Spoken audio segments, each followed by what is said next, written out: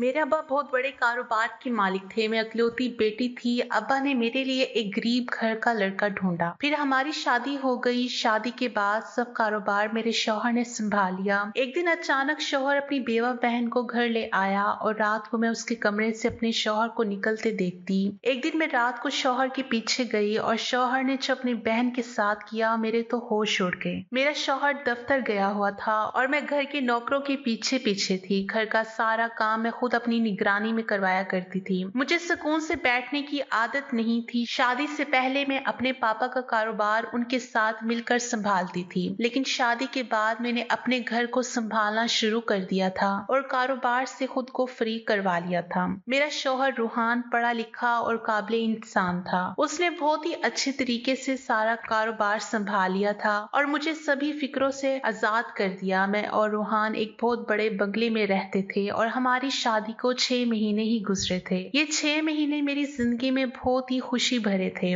रूहान ने मेरा बहुत ज्यादा ख्याल रखा था। मैंने काम वाली से कहकर रूहान के लिए खाना तैयार करवाना शुरू कर दिया, क्योंकि वो दोपहर का खाना घर में मेरे साथ ही खाते थे। रूहान के आने से पहले मैं भी तैयार हो गई। मैंने सोचा था कि आज मैं इन्हें ऑफिस वापस नहीं जाने दूंगी, बल्कि इनके साथ कुछ शॉपिंग करने के लिए जाऊंगी। जब वापस आए तो वो अकेले नहीं थे, बल्कि उनके साथ एक औरत भी थी जिसे मैं पहली बार ही देख रही थी। रूहान ने मुझे बताया कि ये इनकी बहन रिदा है, जो अपने ससुराल वालों के साथ रहा करती थी, लेकिन अब इनके ससुराल वालों ने इसे घर से निकाल दिया और रूहान के सिवा इसका कोई नहीं था इस दुनिया में। इसलिए वो मजबूरन रिदा को हमारे घर ले आए ताकि वो हमारे साथ रह सके। वो इतने प्यार और इज्जत से मेरी तरफ देखते हुए पूछने लगे, किरण, अगर मैं अपनी बहन को तुम्हारे घर में रख लूं तो तुम्हें कोई दिक्कत तो नहीं होगी? तुम चाहो तो हम रिदा को क्वार्टर में जगह दे देते हैं, लेकिन मेरी बहन का मेरे सिवा और कोई सहारा नहीं है, इसलिए मैं इसे अकेला नहीं छोड़ सकता। पहले ही इसके ससुराल वालों ने इसे बहुत तकलीफ दी है और जवानी में ये बेवा हो गई है और अब अपने शौहर की जुदाई का अकेलापन झेलने पर मजबूर है। मैं इसे खुद से दूर नहीं कर सकता। रूहान की आंखों की नमी देखकर मैं तड़प उठी। मैंने नाराजगी का इजहार करते हुए कहा कि रूहान, आप कैसी बातें कर रहे हैं? आपकी बहन मेरी भी कुछ लगती है और भला मैं अपनी ननद को क्वार्टर में क्यों जगह दूंगी? हमारा इतना बड़ा बंगला है, बहुत सारे कमरे खाली पड़े हैं, आप जो चाहे रिदा को वो कमरा दे सकते हैं। मेरी बात सुनकर रूहान का चेहरा खिल उठा। वो मेरा हाथ पकड़कर कहने लगा कि किरण, मैं तुम्हारा एहसान मंद रहूंगा। मैंने इससे कहा कि अगर आपने दोबारा ऐसी बात कही तो मैं आपसे पूरी तरह नाराज हो जाऊंगी। मैंने आगे बढ़कर रिदा को भी गले से लगाया और रूहान से कहा कि आप इसे अपने कमरे में ले जाएं, मैं सबके लिए खाना लगाती हूँ। रूहान ने रिदा को हमारे बराबर वाले कमरे में जगह दे दी। अब मैंने सबके लिए खाना लगा दिया। थोड़ी ही देर में रूहान और रिदा भी खाने के लिए चले आए थे। मैं रूहान की बहन के बारे में कुछ भी नहीं जानती थी और ना ही शादी से लेकर आज तक रूहान ने कभी अपनी किसी बहन का जिक्र किया था। रूहान की बहन बहुत ही मासूम और खूबसूरत सी थी। वह सर झुकाए बैठी खाना खा रही थी और मैं अंदर ही अंदर सोच रही थी, किस्मत ने इस बेचारी पर कैसा सतम ढाया है। भरी जवानी में ही बेवा हो गई और कोई सहारा भी नहीं बचा। थोड़ी देर के बाद जब रूहान मेरे कमरे में आए तो मैंने उनसे पूछा कि आपने आज तक कभी भी मुझसे किसी बहन का जिक्र तो नहीं किया?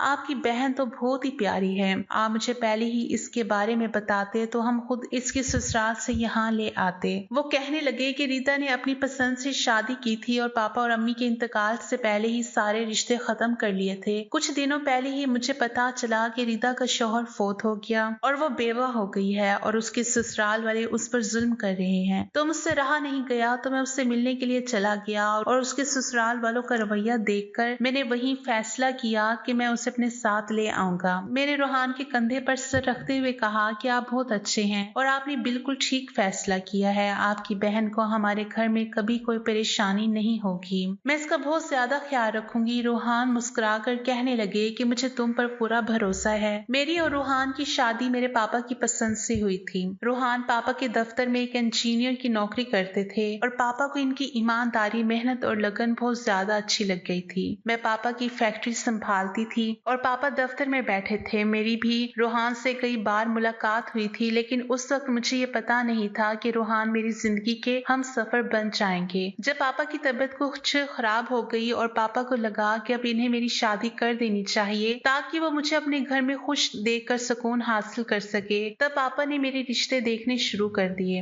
अपनी ही बराबरी में रिश्ते देखते ही देखते कुछ वक्त गुजर गया, लेकिन पापा को कोई लड़का समझ ना आया क्योंकि हम बहुत ज्यादा अमीर थे और हमारी जैसी फैमिलीज में ज्यादातर लड़के पसंद की शादियां करते हैं या फिर गलत हरकतों में चले जाते हैं। फिर न जाने क्यों एक दिन पापा ने अचानक ही रूहान को मेरे लिए चुन लिया। जब पापा ने मुझे रूहान के बारे में बताया तो मैं हैरान रह गई क्योंकि वो किसी भी तरह हमारी बराबरी का नहीं था। लेकिन पापा कहने लगे कि बेटा वो एक मिडिल क्लास फैमिली से है और बहुत शरीफ लड़का है। मुझे यकीन है कि वो तुम्हारी कदर करेगा और कभी तुम्हारे साथ बुरा करने के बारे में नहीं सोचेगा। मैं चाहता हूँ कि तुम्हारी शादी किसी ऐसे ही इंसान से हो जो तुम्हारी कदर करे। रूहान से भी अच्छा मुझे और कोई नहीं लगा जिससे मैं तुम्हारा रिश्ता तय कर सकूं। तुम मेरी करोड़ों की जायदाद की मालिक हो, एक समझदार और मेहनती इंसान के साथ मिलकर मेरे कारोबार को भी बहुत आगे ले जाओगी और तुम दोनों एक बहुत ही अच्छी जिंदगी गुजार सकोगे। पापा की इस बात को तो मैं पहले ही से ही मानती थी कि रूहान एक बहुत ही मेहनती इंसान है। मैंने इसे कंपनी में बहुत ही लगन के साथ काम करते हुए देखा है। पापा ने रूहान के बारे में जो कुछ पता किया था उसके मुताबिक रूहान के माँ बाप का इंतकाल हो गया था और वो अकेला ही अपने घर में रहा करता था। ये जानकर तो पापा और भी बेफिक्र हो गए। इसके साथ कोई रिश्ता नहीं है, इसलिए इसका सारा वक्त और प्यार मेरे लिए होगा। पापा ने एक दिन मौका देकर रूहान से हमारे रिश्ते की बात की तो वह हैरान रह गया। मैंने और रूहान एक दो मुलाकातें की और हमारा रिश्ता पक्का हो गया और रूहान के कहने के मुताबिक पापा ने मेरी और रूहान की बहुत धूमधाम से शादी करा दी। शादी के बाद मैं और रूहान पापा के दिए हुए बंगले में आकर रहने लगे। रूहान मेरा साथ पाकर बहुत खुश था और पापा की बात बिल्कुल सच साबित हुई। रूहान ने पहले ही दिन से मेरा इस कदर ख्याल रखना शुरू कर दिया कि मैं हैरान रह जाती और अपनी किस्मत पर रश करती। इसका बस चलता तो वो मुझे जमीन पर कदम भी ना रखने देता। शादी के बाद वो कहने लगा कि तुम घर में आराम करो और दफ्तर और काम की टेंशन मुझ पर छोड़ दो, मैं पापा के साथ मिलकर सब कुछ संभाल लूंगा। मैं बहुत वक्त से पापा के साथ कारोबार की जिम्मेदारियां संभाल रही थी और अब थोड़ा सुकून चाहती थी और उसने मुझे सुकून देकर खुश कर दिया। रूहान मेहनत से पापा के साथ मिलकर उनका कारोबार संभाल रहा था और मैं पूरी तरह घर गृहस्थी में लग गई। पापा पहले से ज्यादा बीमार रहने लगे थे। उन्होंने भी सब कुछ रूहान को ही सौंप दिया। वो कभी कभार दफ्तर चक्कर लगा लेते और रूहान को काम करता देखकर बहुत खुश होते। उसने हमारे कारोबार को बहुत बुलंदियों पर पहुंचा दिया था। दिन बहुत ही खूबसूरती से गुजर रहे थे और मैं अपनी किस्मत पर खुश थी। जब रिदा हमारी जिंदगी में आई तो हम 2 से 3 हो गए। रूहान हमेशा की तरह दफ्तर चले जाते और मैं घर के कामों में साथ साथ कभी कभार रिदा के कमरे में जाकर उससे भी बातें कर लिया करती थी। वो बहुत ही कम बात करती थी लेकिन मुझे इसकी आदत मसाज बहुत अच्छा लगता था। मैं जब भी उसके कमरे में जाती तो वो खामोशी से मेरी बातें सुनती रहती और कुछ ना कहती। शायद हालात ने उसे बहुत ज्यादा तकलीफ पहुंचाई थी और ये तकलीफ मुझे उसकी आंखों में दिखाई देती थी। मैं चाहती थी कि रिदा नई जिंदगी की तरफ लौट आए, इसलिए मैं उसे कमरे से बाहर आने को कहती। एक दिन जब दफ्तर से वापस रूहान आए तो थोड़ी देर बाद रिदा के कमरे से होकर मेरे पास आए और कहने लगे कि तुम रिदा के कमरे में ना जाया करो, उसे कुछ वक्त के लिए अकेला छोड़ दो। वो खुद ही अपने दुखों से निकल आएगी। किसी से भी उसके दुख के बारे में बार बार पूछना अच्छा नहीं लगता और तुम्हारे बार बार उससे बात करने से वो परेशान हो गई है और यहाँ से जाने की बात करती है। ये सुनकर मैं परेशान हो गई, कहीं रूहान मुझे गलत ही ना समझ ले। इसलिए मैंने उनसे कहा कि मैं रिदा के कमरे में नहीं जाऊंगी, मैं तो बस इसे नई जिंदगी की तरफ लौटता हुआ देखना चाहती थी। रूहान मेरा हाथ पकड़कर कहने लगे कि मैं जानता हूँ किरण, तुम्हारे इरादे बहुत ही साफ होंगे, लेकिन इस वक्त वो तन्हाई चाहती है, इसलिए इसे अकेला रहने दो। मैंने रूहान से वादा किया कि मैं अब रिदा को परेशान नहीं करूंगी। वैसे भी आजकल मेरे पास बहुत ही ज्यादा काम था। मैं रात को जल्दी सोने लगी थी और सुबह बहुत देर से मेरी आंख खुलती थी। रूहान मेरे उठने से पहले दफ्तर जा चुके होते थे और बहुत कम वक्त में मुझे उनके लिए खाना तैयार करवाना होता और घर के काम काज भी देखने होते थे। हर वक्त मुझ पर थकान सी छाई रहने लगी और मुझसे घर के काम भी ठीक से नहीं होते थे,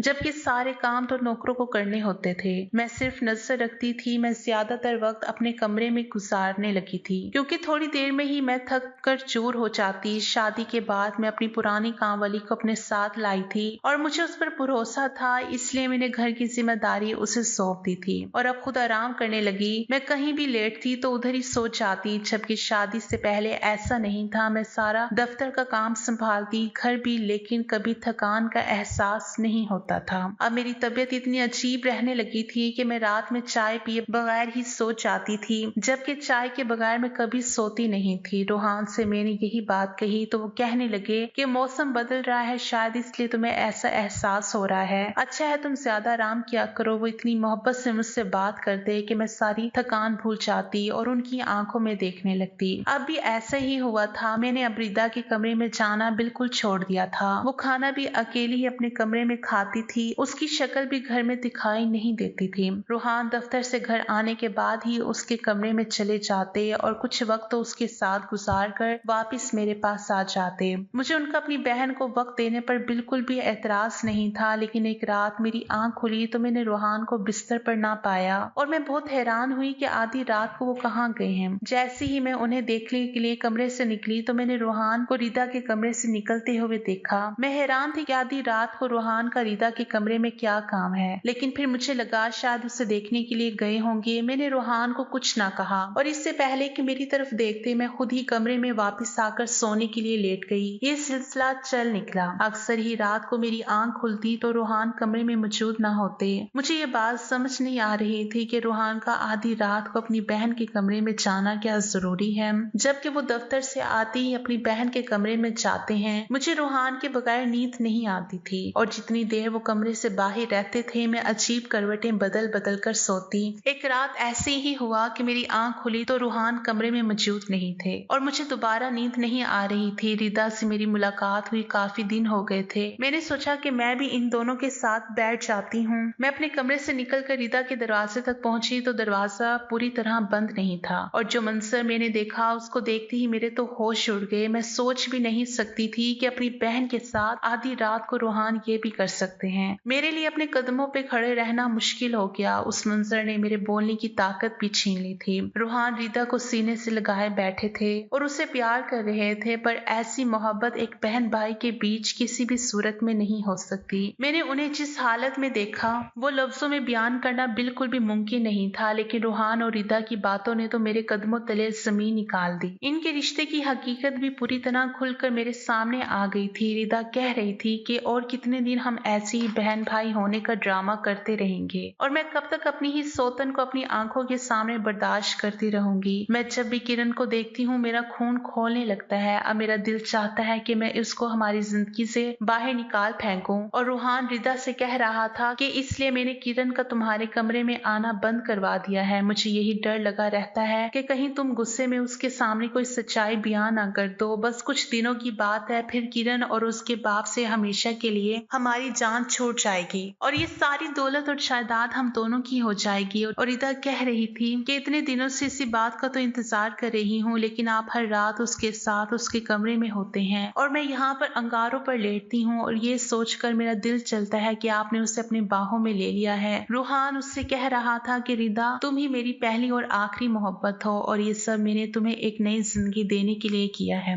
तुम कब तक एक छोटे से घर में अपनी ख्वाहिशों को मार कर जीती रहती, इसलिए मैंने हम दोनों के हक में ये फैसला मुश्किल से किया है। मेरे लिए भी किसी और औरत के साथ रहना आसान नहीं है। मैंने किरण के बाप को जहर देना शुरू कर दिया है, जिसका असर आहिस्ता आहिस्ता हो रहा है और उसी की वजह से वो पहले से कहीं ज्यादा बीमार रहने लगा है। और किरण की चाय में भी मैंने जहर मिला दिया है और चाय पीकर वो सोई हुई होती है। यकीनन उसके जिस्म में भी जहर असर दिखा रहा है, इसलिए वो ज्यादातर वक्त सोती रहती है। मैं भी इसलिए इतनी आसानी से तुम्हारे पास आ जाता हूँ क्योंकि मुझे पता है कि वो एक बार सो जाएगी तो फिर सुबह ही उठेगी। बस कुछ दिन और बर्दाश्त कर लो, फिर किरण और उसके बाप का किस्सा हमेशा के लिए खत्म हो जाएगा और हम दोनों एक आलीशान बंगले में एक साथ पूरी जिंदगी गुजारेंगे। वो रिदा से अपनी बेताशा मोहब्बत को पूरी तरह इजहार कर रहा था और मैं उदासी की हालत में दरवाजे से टेक लगाए खड़ी थी। मैं कैसे यकीन कर लेती कि मेरे बाप ने जिसे सीधा साधा और शरीफ इंसान समझकर मेरे लिए पसंद किया था वो इस कदर धोखेबाज था। रूहान के लिए मैं सिर्फ और सिर्फ एक तिजोरी की चाबी थी जिसको पाने से उसकी जिंदगी बदलने वाली थी। मेरे बाप को भी उसने मौत के करीब पहुंचा दिया था और वो जल्द ही छुटकारा पाना चाहता था। उसे बहुत अच्छी तरह मालूम था कि मेरे और मेरे बाप के मरने के बाद सब कुछ खुद ब खुद उसके हवाले हो जाएगा, इसलिए वो हमारे आगे अच्छा बनने का ड्रामा करता था। मुझे एकदम चक्कर महसूस होने लगे थे, जिस समय कमजोरी तो बहुत ही दिनों से थी, इसलिए मैं लड़खड़ा गई। रूहान को और रिदा को मेरी मौजूदगी का एहसास हो गया। जैसे ही उन दोनों की नजर मुझ पर पड़ी तो उनके चेहरे का रंग बदल गया। रूहान को इस बात का पता भी नहीं था कि मैं पिछले कुछ दिनों से चाय नहीं पी रही थी और शायद इसलिए मुझे रात के वक्त नींद नहीं आती थी, जबकि मैं सुबह चाय पीती और सारा दिन नशे में रहती। रूहान हैरत से कहने लगा, किरण तुम यहाँ क्या कर रही हो? मैं तो रीता को देखने के लिए आया था। रूहान को महसूस नहीं हुआ था कि मैंने इन दोनों की सारी बातें सुन ली हैं और इन्हें एक साथ देख लिया है। ये सही वक्त नहीं था कि मैं रूहान को ये बताती कि मैं उसकी सच्चाई जान गई हूँ, इसलिए मैंने छोट का सहारा लिया और रूहान से कहा कि मुझे नींद नहीं आ रही थी, इसलिए मैं उसे बुलाने के लिए आई हूँ। रूहान मरे कदमों से मेरे साथ कमरे में लौट आया। सारी रात मैंने बहुत मुश्किल से अपने आंसू को रोक कर रखा था। मैं उससे बहुत ज्यादा मोहब्बत करने लगी थी। मैंने दिल से उसे अपना माना था, लेकिन उसने मेरे इतबार को तबाह कर दिया था। सुबह होती ही रूहान दफ्तर के लिए निकल गया और मैंने मौका देकर SHO साहब को फोन मिलाया, जो मेरे पापा के दोस्त है। मैंने रोते हुए उन्हें सारी हकीकत बताई। उन्होंने मुझे यकीन दिलाया कि वो सब कुछ ठीक कर देंगे और थोड़ी ही देर में कुछ पुलिस वाले हमारे घर चले आए और सबसे पहले रिदा को कमरे में बंद कर दिया। मेरी चाय की पत्ती को अपने कब्जे में लेकर उन्होंने उसका टेस्ट करवाने के लिए भेज दिया कि ये साबित हो सके कि रूहान ने मुझे जहर देने की कोशिश की है। एक लेडी कांस्टेबल को बुलाकर रिदा से भी पूछताछ शुरू कर दी गई। वो भी किसी तोते की तरह सच बोलती चली गई। रूहान जानता था कि मेरे पापा मेरे लिए रिश्ता देख रहे हैं, इसलिए उसने सबसे पहले रिदा को छोड़कर एक दूसरा घर किराए पर लेकर दिया और जानबूझकर पापा की नजरों के आगे हीरो बन गया। कुछ इसकी किस्मत रंग दिखा गई और वह पापा को अपने जाल में फंसाने में कामयाब हो गया और रूहान ने रिदा ने एक दूसरे से पसंद की शादी की थी और अब वो दोनों गरीबी के हाथों तंग आ चुके थे और एक अच्छी जिंदगी गुजारना चाहते थे, जिसके लिए उन्होंने मेरी जिंदगी बर्बाद करने का फैसला किया। रूहान इस कदर घटिया बन गया कि उसने मेरी और मेरे बाप की जान लेने को भी मुश्किल ना समझा। रिदा के बयान ने सारे मामले को इस कदर आसान बना दिया था कि SHO साहब ने फौरन ही रूहान को भी गिरफ्तार कर लिया। मैंने मुकदमा दर्ज कर दिया था और अपने पापा का इलाज करवाना शुरू कर दिया। इनके जिस्म में काफी जहर फैल चुका था, जिसकी वजह से वो बिस्तर पर पड़ गए थे। आज रूहान और रिदा जेल की सलाखों के पीछे थे और अपने लालच का इंजाम भुगत रहे थे। मैंने और पापा ने नए सिरे से कारोबार का देखना शुरू कर दिया था और हम अपनी जिंदगी में आगे बढ़ गए थे। कभी कभी कुछ लोग जैसे दिखाई देते हैं वैसे बिल्कुल भी नहीं होते, इसलिए अपनी बेटियों की किस्मत का फैसला करते हुए अच्छी तरह छानबीन जरूर करनी चाहिए।